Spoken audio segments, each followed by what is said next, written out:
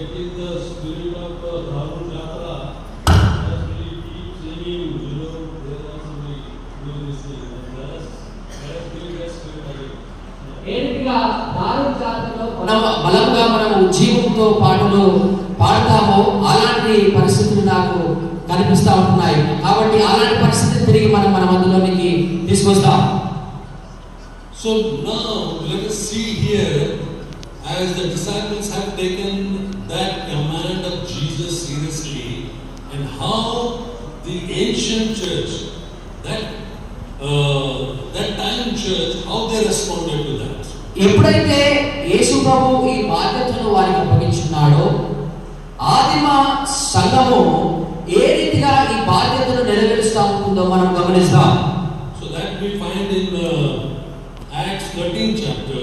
అది మనము అపోస్తలుల కార్యములో 11వ అధ్యాయంలో గమనిస్తా ఉంటున్నాం. Now here see in this 3 verses of 13th chapter, మొదటి 3 వచనాలను 11వ అధ్యాయంలో గమనించినట్లయితే, already the word spreaded from Jerusalem to Antioch. ముందుగానే యెరూషలేము నుంచి అంతియోకు దేవుని వాక్యం అందించబడింది. And then now you see what kind of people their names have been mentioned here. ఇక్కడ మనము గమనించినట్లయితే ఎలాంటి పేర్లు ఉన్నాయో మనము గమనిస్తా ఉంటున్నాం. Here the name of Barnabas is mentioned. ఇక్కడ బర్నబా పేరు ఉన్నట్టు మనం గమనిస్తా ఉంటున్నాం. Barnabas comes from the Jewish community. బర్నబా యూదా ఒక కమ్యూనిటీలో చూస్తా ఉంటున్నట్టు మనం చూస్తా ఉంటున్నాం. Then Simeon called Niger. తర్వాత సిమియోను అను లూకియా. Niger is none but a Negro, a black person from Africa. నిగేర్ అనబడిన సిమియోను అంటే ఈయన ఆఫ్రికా దేశంలో నీగ్రో జాతికి చెందిన వాడిగా మనం గమనిస్తా ఉంటాం. So the word of God went up to the Africa. కాబట్టి దేవుని వాక్యము ఆఫ్రికా దేశంలోనికి వెళ్తా ఉన్నట్టు మనం చూస్తా ఉంటున్నాం. Then the third person is Lucius of Cyrene. తర్వాత కురేనీయుడైన లూకియాను మనం చూస్తా ఉంటున్నాం మూడవదిగా. So Lucius is the Greek person. Greek. ఈ లూకియా గ్రీకు దేశస్థుడుగా మనం చూస్తా ఉంటున్నాం. So the word of God spread into the Greece nation. కాబట్టి ఈ గ్రీసు దేశంలోనికి కూడా దేవుని వాక్యము వెళ్ళినట్లు మనం గమనిస్తా ఉంటున్నాం. And there is another person who belonged to Herod's palace. ఇంకొక వ్యక్తి కూడా ఇక్కడ హేరోదు యొక్క వనములో ప్యాలెస్ లో ఉన్నట్టు మనం గమనిస్తా ఉంటున్నాం. So the word of God went into the royal palace also.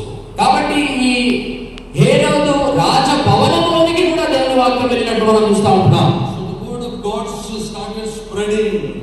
కాబట్టి దేవుని వాక్యము విస్తరిస్తా ఉంటున్నట్లు మనం గమనిస్తూ ఉంటున్నాం.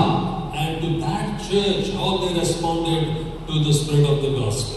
ఆ సంఘము దేవుని వాక్యమును ఏ రీతిగా అర్థం చేసుకుందో మనం గమనిస్తూ ఉంటున్నాం.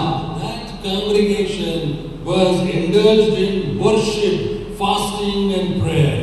ఆ సంఘము ఉపవాసము దేవుని ఆరాధించడంలో సహవాసంలో ఉన్నట్లు మనం చూస్తా ఉంటున్నాం.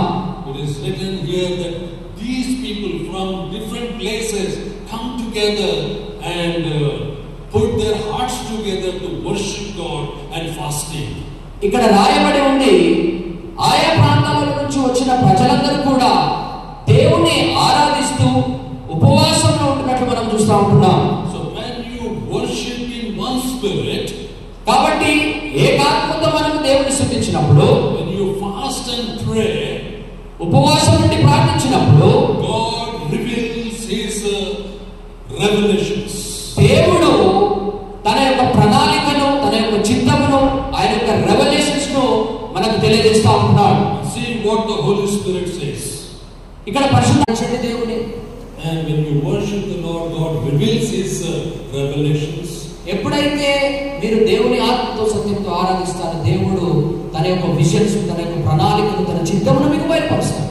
And when you support this kind of a ministry, ఎప్పుడైతే మీరు ఇలాంటి పరిచర్యకు సహకరిస్తారో, with your generous gifts, ధారాళంగా మీరు సహకరించే ఎలాంటి బహుమానాలైనా and generous donations, ఆయా రకాలుగా మీరు ఇచ్చే ధనం గాని, ఫండ్స్ గాని ఏదైనప్పటికీ, and you help bringing joy in heaven. మీరు పరలోకములో ఎక్కువ సంతోషం